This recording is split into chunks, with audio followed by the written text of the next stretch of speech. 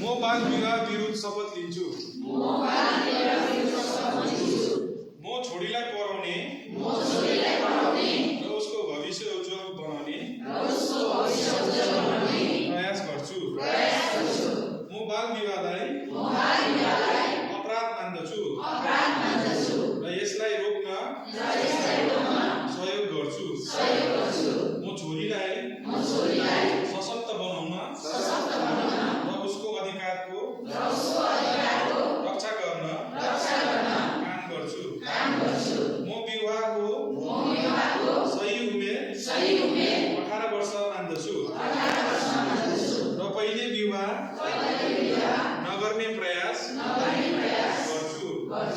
म बाल विवाहले हुने हानिबारे अरूलाई पनि जानकारी दिन्छु। म समाजमा बाल विवाह विरुद्ध जागरुकता फैलाउने काम गर्छु।